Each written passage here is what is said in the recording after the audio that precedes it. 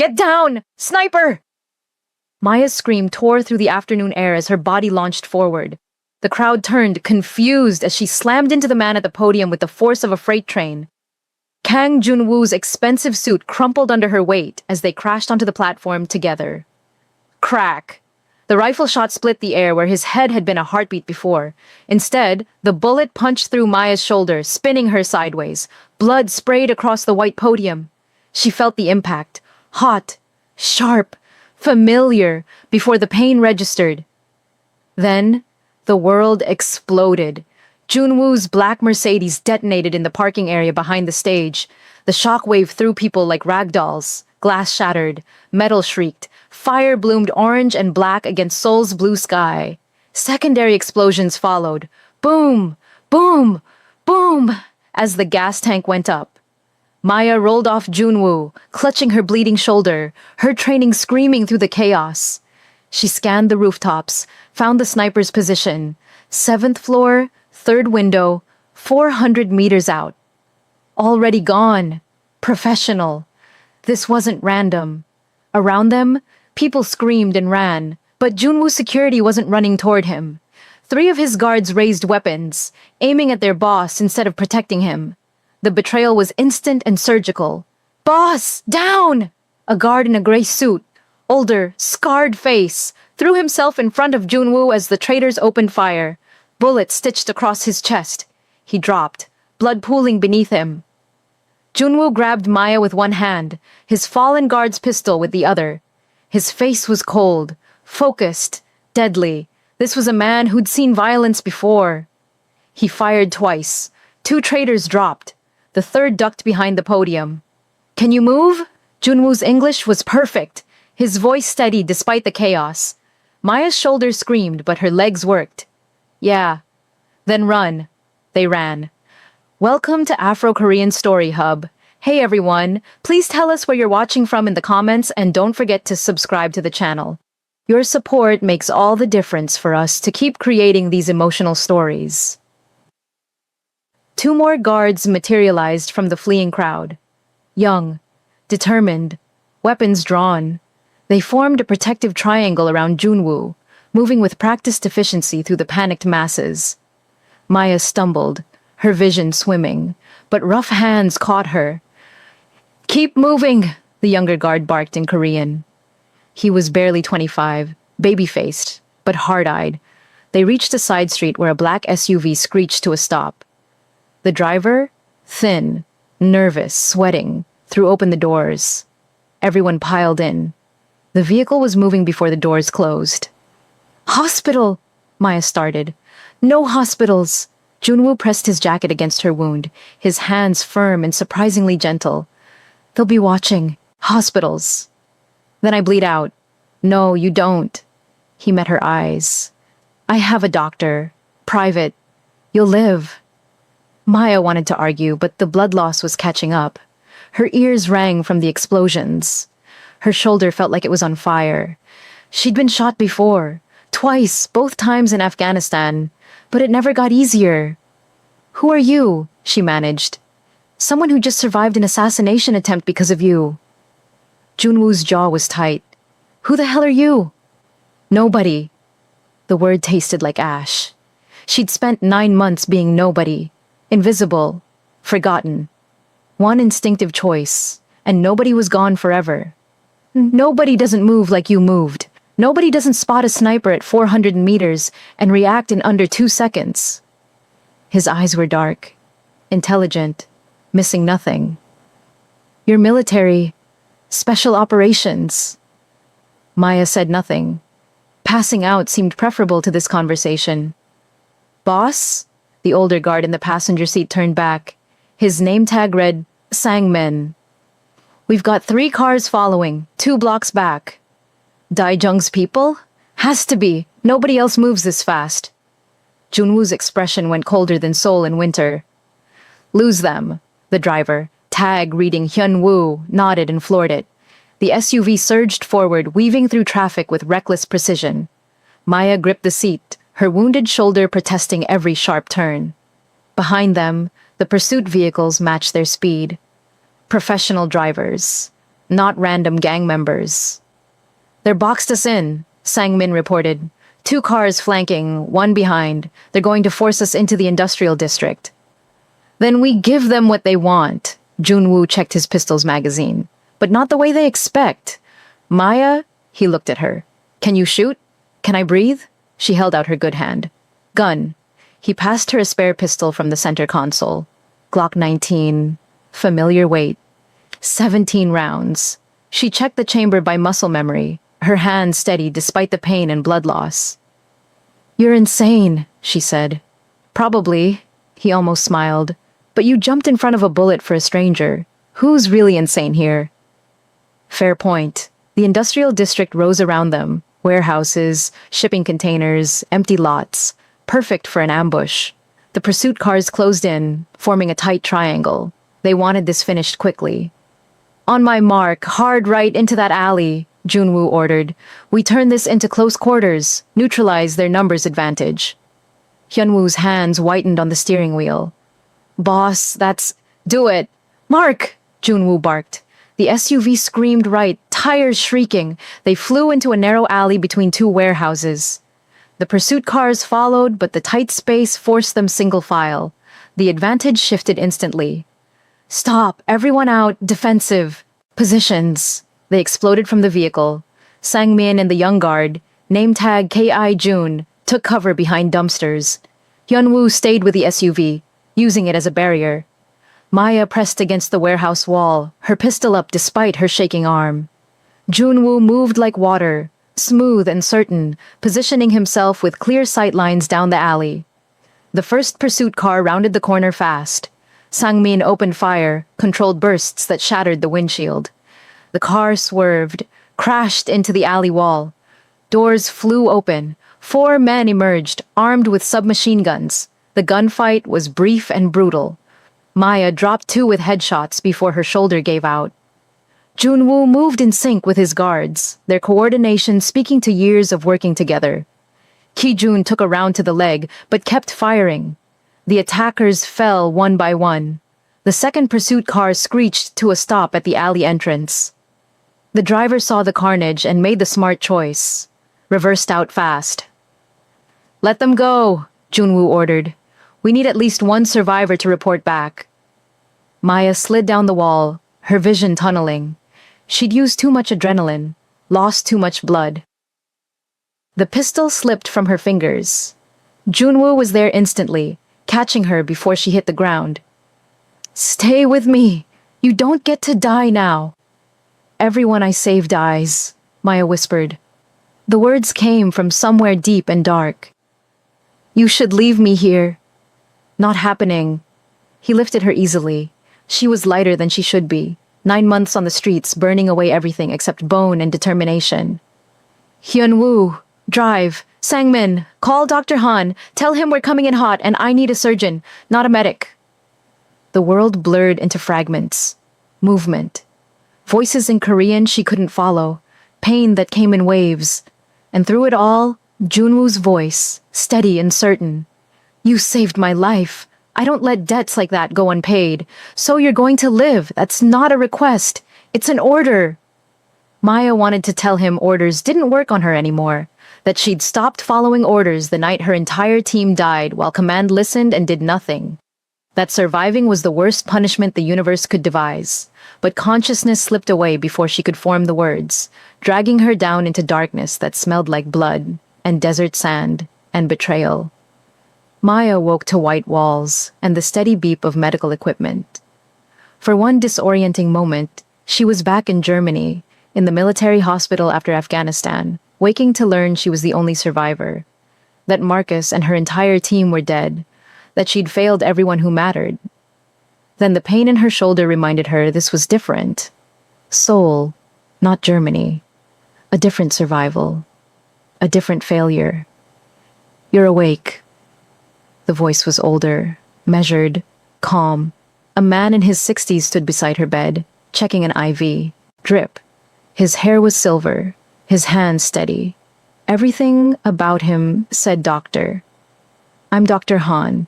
You've been unconscious for 6 hours. The bullet passed through your shoulder cleanly, missed the bone, And major vessels, you're lucky. Lucky. The word tasted wrong. Lucky people didn't watch their teams die. Lucky people didn't spend 9 months living under bridges in foreign cities. Comparatively speaking, Dr. Han's expression was knowing. You've been shot before, twice judging by the scar tissue, and you have shrapnel marks consistent with IED exposure, burns from white phosphorus on your lower back, knife wounds on your ribs. You've seen combat, extensive combat. Maya said nothing. Her scars were a map of failures she didn't want to read. Mr. Kang is very interested in who you are. Where is he? Dealing with the aftermath of today's events. Half his organization just tried to kill him. That requires attention. Dr. Han adjusted her IV. But he left orders. You're to be protected, fed, healed, given whatever you need. I need to leave. That's not an option. The assassination attempt is all over the news. Your face is on every channel. Mysterious woman saves business leader. You're visible now. Whatever you were running from, it knows where you are. The words hit like a physical blow. 9 months of carefully constructed invisibility destroyed in 2 seconds of instinct. She'd saved a stranger and signed her own death warrant. There are worse things than dying, Maya said quietly. I'm aware. Dr. Han's eyes were sad, ancient. I've been Mr. Kang's physician for 20 years.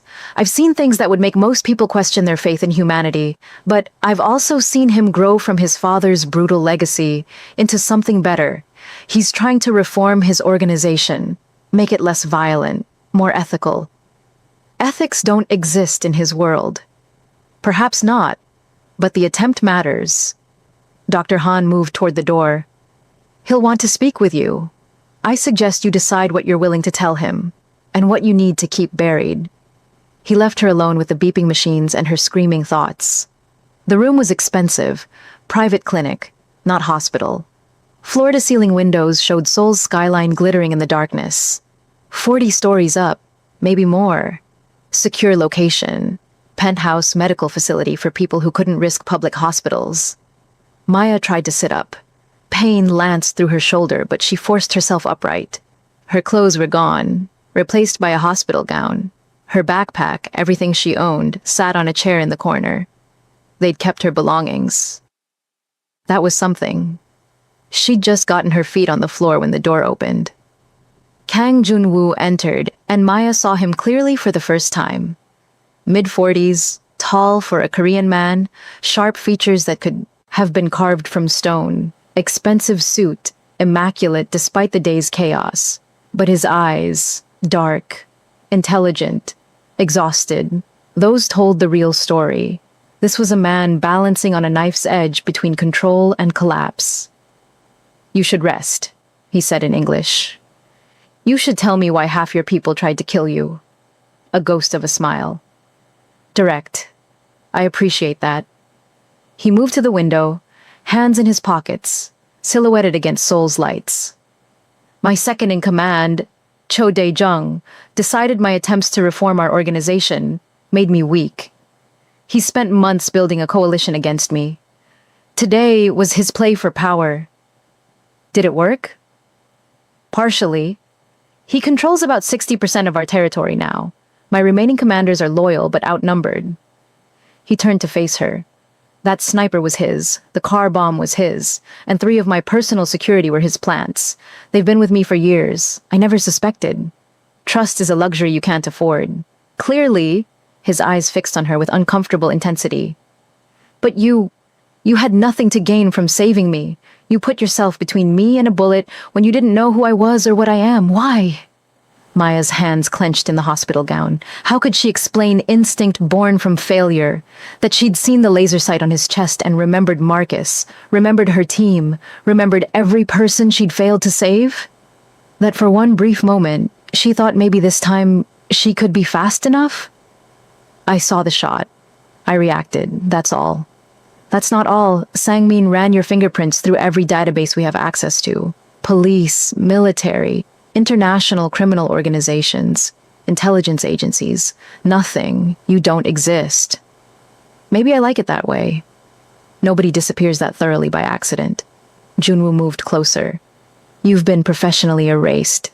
Either you did it yourself with serious technical skill, or someone powerful did it for you. Which is it? Maya met his eyes and saw her options narrowing.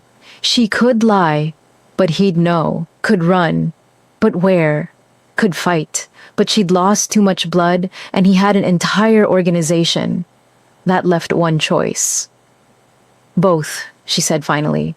I erased myself. But I had to because powerful people already erased me once. Officially, I died 2 years ago in Afghanistan. The woman sitting in this bed doesn't exist according to any government database. Who were you before you died? Lieutenant Maya Chen, U.S. Army Special Operations, Intelligence, and Strategic Planning. The name felt foreign after so long. I ran Black Ops missions in hostile territory, coordinated strikes, extracted assets. For 8 years, I was very good at my job. What happened 2 years ago? The question she'd known was coming but still wasn't ready for. Maya's hands started shaking. She gripped the bedrail to steady them. My team and I were sent to extract a defecting scientist from a compound outside Kandahar. Simple operation. We'd done dozens like it. But when we got there, her voice cracked. It was a trap. Not from the enemy, from our own command. They wanted the scientist dead, not extracted. Wanted my team dead too because we knew too much about an illegal weapons program. Junwoo's expression didn't change, but something shifted in his eyes.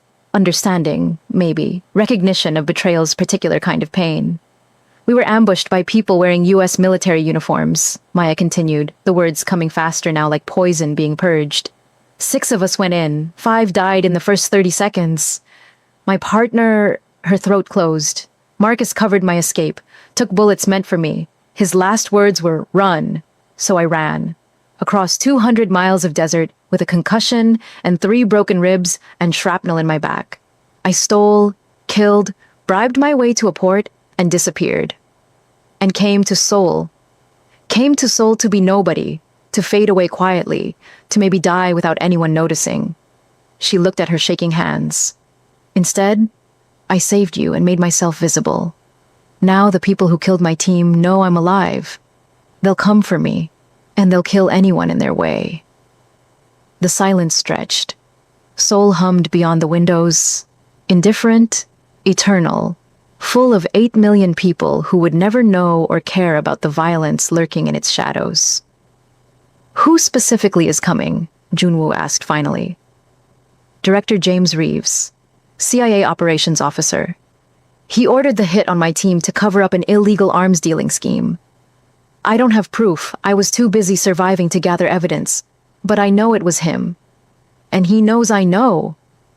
Then we get proof. Maya's head snapped up. What? You saved my life. I don't take that lightly. If this Reeves sent people to kill you once, he'll do it again. The only way to stop him permanently is to expose him. Destroy his career, make him untouchable to his own people.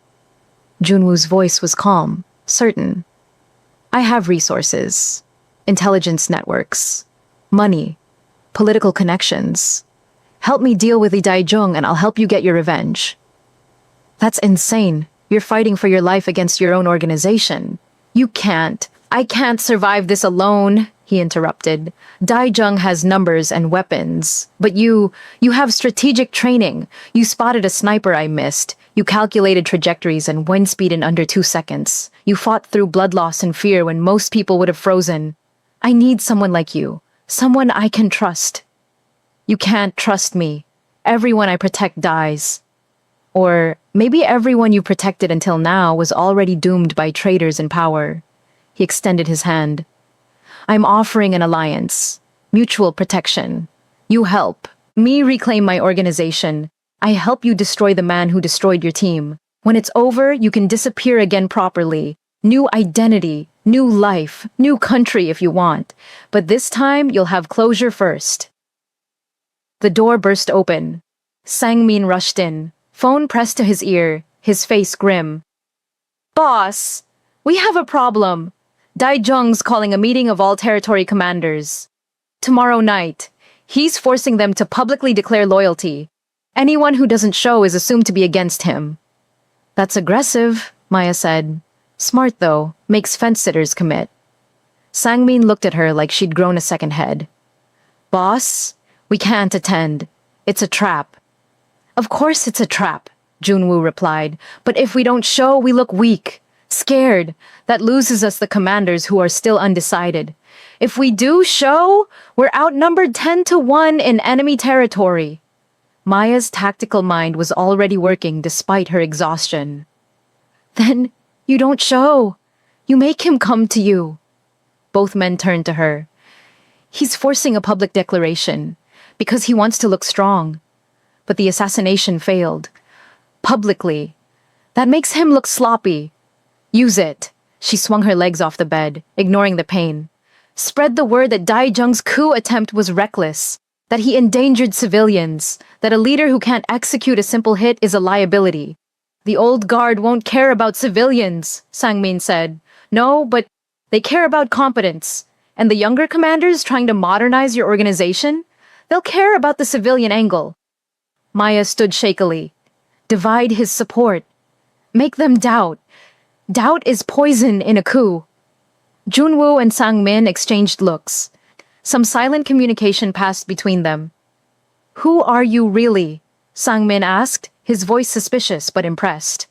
Someone who used to plan operations for people far more dangerous than your boss. Maya met his eyes. Do you want to survive this or not? She's right, Junwoo said. We turn this into a psychological operation. Hit Daijung's reputation before we hit his forces. And if that doesn't work, Sangmin pressed, then we hit his money, his weapons, his communications. Make him weak before we confront him directly. Maya's shoulder throbbed, but her mind was clear for the first time in months. Quick wars favor the aggressor.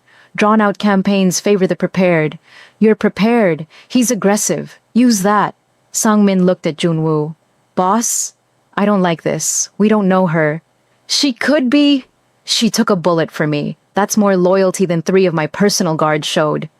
Junwoo's voice carried absolute authority. She stays. She advises. We implement her strategy. And if... Alarms shrieked through the building. Red lights flashed. Sangmin grabbed his phone. North perimeter breach. 3 vehicles. Armed. They're coming fast. Maya's blood turned to ice. How did they find us so quickly? Daejung's not waiting, Junwoo said grimly. He looked at Maya. Can you move? Can I breathe? Then we move! Now! They evacuated in controlled chaos. Kijun appeared with tactical vests and weapons. Maya took a pistol despite her shaking hands, muscle memory overriding pain. Her shoulder screamed, but adrenaline drowned it out. The building shook. Explosion from below? They'd breached the ground floor. Stairwell, Junwoo ordered. We go down and out. They expect us to go up to the roof. Boss, they'll have the roof covered. Air support, drones, the works. We go down and disappear into the street. He looked at Maya. Can you run? I'll keep up or die trying. Let's avoid the dying part. They hit the stairwell, moving fast. 8 of them. Junwoo, Maya, Sangmin, Kijun, Dr. Han, and 3 more guards whose names Maya hadn't learned. All armed, all quiet. Gunfire echoed from below. Daijung's forces were clearing floors systematically. 20th floor, Sangmin whispered. We exit there. Service corridor to parking garage. Vehicles waiting. They descended in controlled silence. Maya's training took over, watching angles, checking 6, moving in formation without being told. The others noticed, adjusting their positions to complement hers instinctively. 19th floor, 18th, the gunfire grew closer. 17th floor landing, the door burst open. 4 attackers rushed through. Maya dropped the first one before her conscious mind registered the threat. Training, pure and instinctive. The second fell to Junwoo's precise double tap. Kijun took the third. The fourth got a burst off before Sangmin put him down. Dr. Han gasped, stumbling. Blood bloomed on his shoulder. Keep moving, he said through gritted teeth. It's through and through. They hit the 20th floor at a dead run. The service corridor was narrow, industrial, perfect for defense. They sprinted toward the parking garage entrance. Behind them, doors crashed open, shouts in Korean, boots pounding. Almost there, Sangmin started. The parking garage doors exploded inward. More attackers, coming from both sides. They were boxed in. Crossfire! Maya screamed. Cover! Everyone dove. Bullets chewed through the corridor. One of the unnamed guards took rounds to the chest, his vest catching them but the impact throwing him back. He didn't get up. Maya fired around the corner, dropping 2 attackers. Her shoulder was bleeding again, the stitches torn. She didn't care. This was familiar. The chaos, the fear, the clarity that came from fighting for your life. Junwoo moved beside her, their positioning instinctive and coordinated. He'd fire, she'd cover, she'd reload, he'd suppress. 2 people who'd met hours ago, fighting like they'd trained together for years. Boss! Kijun appeared from a side corridor Maya hadn't seen. This way. Service elevator. They ran. More gunfire. More chaos. The elevator was small, industrial, barely fit everyone. They crammed in, weapons pointed at the closing doors. The last thing Maya saw before the doors sealed was a dozen attackers rushing the corridor. They'll cut the power, Sangmin started. Already did, Kijun said. This elevator runs on backup generator, independent system. We'll make it. The elevator descended in tense silence, everyone breathing hard. Dr. Han being tended by one of the guards. Blood on everyone. Maya's legs started shaking. The adrenaline was fading, leaving behind pain and exhaustion and the crushing weight of survival. Junwoo caught her as she swayed. Almost there. How many of these near-death experiences do you have per week? Her voice sounded far away. Recently, too many. His arm around her was steady, strong. But I'm starting to think having you around might improve my survival rate. The elevator opened to an underground parking garage. 2 SUVs waited, engines running. They piled in, and the vehicles were moving before the doors closed. Behind them, explosions. Daijung's people were destroying the building, eliminating evidence and any wounded left behind. Where are we going? Maya asked. Safe house number 7, Junwoo replied. Remote location, better defenses. Daijung doesn't know about it. You hope he doesn't know. I hope a lot of things lately. Hope hasn't been particularly reliable. The SUVs merged into Seoul traffic. 2 more anonymous vehicles among millions. Behind them, sirens wailed. The building they'd escaped burned against the night sky. Somewhere in the city, Daijung was planning his next move. Somewhere farther away, Director Reeves was learning Maya Chen was alive. And beside her, Kang Junwoo sat in focused silence, a dangerous man who just lost everything except a handful of loyal soldiers and a homeless American woman who jumped in front of a bullet for him. This is insane, Maya whispered. Yes, Junwoo agreed, but you're out of options, and I need someone I can trust. Seems like insanity might be our best play.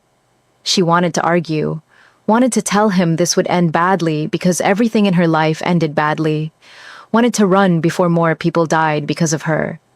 But she was so tired of running, so tired of surviving alone, so tired of being nobody. Fine, she said, but when this goes wrong, and it will go wrong, don't say I didn't warn you. Fair enough. He extended his hand. Welcome to the worst decision you'll ever make. Maya hesitated, then shook his hand. His grip was warm, certain, anchoring her to this moment, and this choice. I've made worse decisions, she said. Trust me. The SUVs drove through Seoul's rain-slicked streets, the city lights blurring into streaks of neon and shadow. Maya's head rested against the window, exhaustion pulling her toward unconsciousness despite the adrenaline still coursing through her system. Beside her, Junwoo was on his phone, speaking rapid Korean to someone, coordinates, security protocols, things Maya's tired brain couldn't process. Sangmin turned from the passenger seat. Boss, we're getting reports. Daijung's people are spreading the word. They're claiming you're dead, that the building collapse killed you. Good, Junwoo said. Let them think that. Buys us time. There's something else. Sangmin's face was grim. We intercepted communications. Someone else is asking about the woman who saved you. Not Daijung's people. Foreign accent. American. Maya's blood turned to ice. How long ago? 20 minutes, they were asking our street informants, offering money for information about a homeless American woman. Late 20s, military bearing, combat scars. They're already here. Maya's voice came out hollow. Reeves didn't waste time. Who's Reeves? Sang-min demanded. The man who killed my team. The man who's been hunting me for 2 years. She looked at Junwoo. I told you. Everyone around me dies. You need to let me go. Now. Before they find me and kill everyone protecting me. No. Junwoo? I said no. His voice was steel. We're in this together now. You saved my life. I'm not abandoning you to face this alone. You don't understand what you're up against. These aren't gang members or corrupt officials. These are CIA-trained operators with unlimited resources and zero conscience. They'll burn the city down to get to me. Then we make sure they don't get to you. Junwoo's phone buzzed. He glanced at it, and his expression shifted. Something between surprise and concern. What? Maya asked. Text from an unknown number. He showed her the screen. The message was in English.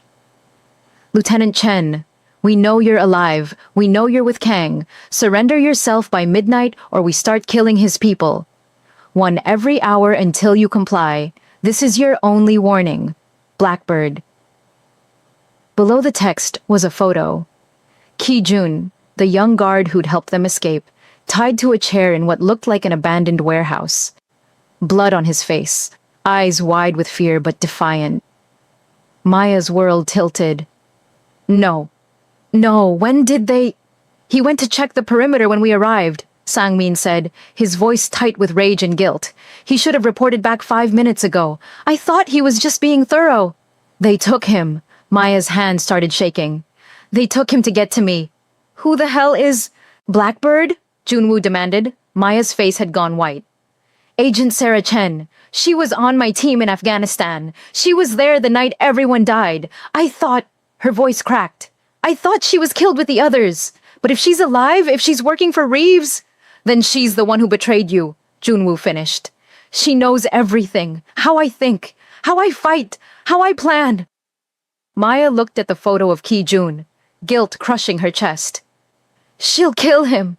She'll kill all of you. Because of me. Another text arrived. This time, a video. 10 seconds long. Agent Chen, Asian American, early 30s, cold eyes, standing beside Ki-jun. She spoke directly to the camera, her voice flat and professional. Hello, Lieutenant. Long time no see. I'm disappointed you didn't die quietly like you were supposed to. Now I have to clean up this mess personally. She grabbed Ki-jun's hair, yanking his head back. He didn't scream. You have 7 hours until midnight. Come alone. Any tricks, any backup, any sign of Kang's people, and this boy dies. Then we start on the others. Your choice, Maya. Save yourself or watch everyone around you die. Again, the video ended. Silence filled the SUV. Rain hammered the roof. Seoul's lights blurred past, indifferent to the violence playing out in its shadows. Maya's mind was racing, calculating, planning. Chen had Ki-jun, had the location advantage, had backup and resources and the full weight of CIA Black Ops support. Coming alone was suicide. Not coming was murder. I'm going, Maya said quietly. No, you're not, Junwoo replied. He's your man, your soldier. He got taken because of me. I'm not letting him die. And I'm not letting you walk into an obvious trap. Junwoo's voice was firm. We have 7 hours. We use them. We plan. His phone rang, unknown number. He answered on speaker. Agent Chen's voice filled the vehicle, cold and amused. Hello, Mr. Kang? I hope you're not planning anything stupid. See, I know how you criminals think. You're going to try to rescue your man, mount some dramatic assault, play hero. A pause. But I'm not alone, and I'm not just threatening one life. Another photo arrived. This time, it showed 3 people bound and gagged in what looked like the same warehouse. Maya didn't recognize them, but Junwoo's face went rigid. The Kim family, he said hoarsely. Territory commanders, loyal to me. That's right, Chen continued. I've been busy tonight, rounding up your supporters, making sure Lieutenant Chen understands the stakes. She comes alone. They all live. She doesn't. Or you interfere, and I start executing them one by one. And Mr. Kang, I'll make sure you watch every single death. Consider it payback for harboring a traitor. I'm not a traitor, Maya said, her voice shaking with rage. Reeves is the traitor. He killed my team to cover up an illegal arms deal. I'm the only one who knows the truth. Is that what you tell yourself? Chen's laugh was bitter. You ran, Maya. While Marcus and the others died, you ran. Some soldier you were. Some partner. I ran because Marcus told me to. He died covering my escape. He died because you failed to secure the perimeter. Because your intel was wrong. Because you got them all killed. Chen's voice turned ice cold. And now you're going to get these people killed too. Unless you do the right thing for once in your miserable life and surrender. The line went dead. Maya stared at the phone, her entire body shaking. Every word Chen said was a knife twisting in old wounds. Maybe she was right.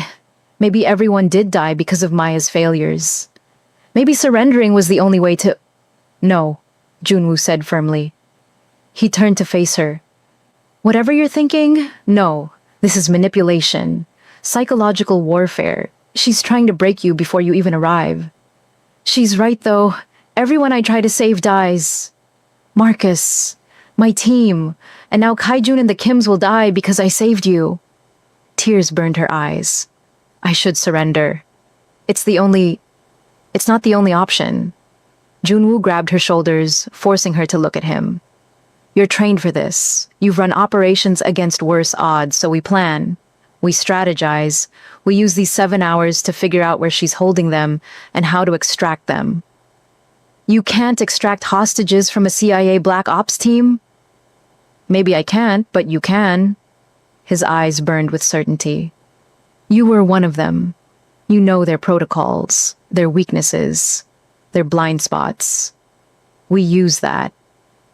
Sang-min spoke up from the front. Boss is right.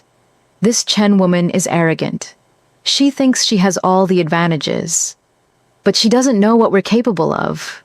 Doesn't know that we've been fighting gang wars in this city longer than she's been an operator. And she definitely doesn't know what happens when you back a wounded animal into a corner, Junwoo added. We fight. Together. We save Kajun and the Kims, and then we make Chen regret ever coming to Seoul. Maya wanted to believe him, wanted to think there was a way out of this that didn't end in more death. But experience had taught her that hope was just delayed disappointment. We have 7 hours, she said quietly. That's not enough time to... Her words cut off as the SUV's windshield exploded. Bullets ripped through the interior. The driver slumped forward, dead instantly. The vehicle swerved wildly, tires screaming. Sang-min grabbed the wheel from the passenger seat, trying to control the careening SUV. Ambush! We're under fire! Maya's training kicked in. She identified the attack pattern in seconds. Multiple shooters, elevated positions, coordinated suppression fire, professional setup. Second wave! She screamed. They're not waiting for midnight! More bullets. The rear window shattered. One of the guards in the back seat took rounds to the chest, his body armor catching them, but the impact rendering him unconscious. Junwoo returned fire through the broken windshield, his face a mask of cold fury. They want you alive, Maya? That means we can use... An explosion rocked the SUV. The vehicle flipped, tumbling end over end. Metal shrieked, glass flew, bodies slammed against surfaces. The world became chaos and pain and the terrible certainty of impact. The SUV crashed onto its side, sliding 20 meters before slamming into a concrete barrier. Steam hissed from the engine. Alarms wailed. Blood dripped from surfaces. Maya's vision swam. Her shoulder was screaming. Something warm ran down her face. Blood from a head wound. Beside her, Junwoo was moving, struggling with his seatbelt, his face cut and bleeding but his eyes alert. Everyone out, he commanded. Before they... The SUV's doors were ripped open from outside. Hands grabbed Maya, yanking her from the wreckage. She tried to fight, but her body wouldn't respond properly. Concussion. Had to be. She was dragged across wet pavement. Lights and shadows blurred together. Voices shouted in English and Korean. Through the haze, she saw Junwoo being pulled from the wreckage. Sang-min, too, both fighting but outnumbered. A figure crouched in front of Maya. As her vision cleared, she found herself staring into Agent Sarah Chen's cold eyes. "Hello, Lieutenant," Chen said softly. Midnight came early. Maya tried to speak, but her voice wouldn't work. Chen smiled. Not warm, not triumphant, just the satisfied expression of a hunter who'd finally cornered her prey. "You know what's funny? I actually wasn't sure you'd be stupid enough to stay with Kang. Thought you might run like you always do. But here you are, playing hero again." She grabbed Maya's chin, forcing eye contact. "How'd that work out last time?" Behind Chen, Maya could see masked operators securing Junwoo and Sang-min. The other SUV in their convoy was a burning wreck 50 meters away. No survivors visible. "I'm taking you to a black site," Chen continued conversationally. "Somewhere very private, very quiet, where we can have a long conversation about what you know and who you've told. Then, when Director Reeves is satisfied you haven't compromised his operations, you'll have a tragic accident. Very sad. Very final." She stood, gesturing to her team. "Bag them, all of them. If Kang wants to play protector, he can watch her die." Maya's last conscious thought before the hood went over her head was simple and terrible. "I was right. Everyone I try to save dies. And now, Junwoo will too." Darkness swallowed her whole. Somewhere in that darkness, she heard Chen's voice, distant and echoing. "Get them to the warehouse. We have 7 hours of interrogation scheduled. Let's make sure the lieutenant suffers for every single person she got killed." Then, nothing. Just the void. And the crushing certainty that this time, there would be no escape. To be continued in episode 2. Welcome to Afro-Korean Story Hub. Thank you so much for watching this journey with us. If this story touched your heart, please hit that like button, subscribe to our channel for more emotional stories, and tell us in the comments, what would you have done in Maya's place? Can they escape Chen's trap? Will Junwoo survive? Your engagement helps us continue creating these stories. Episode 2 drops next week, and trust us, Maya and Junwoo's darkest hour is just beginning. Thank you for being part of our community.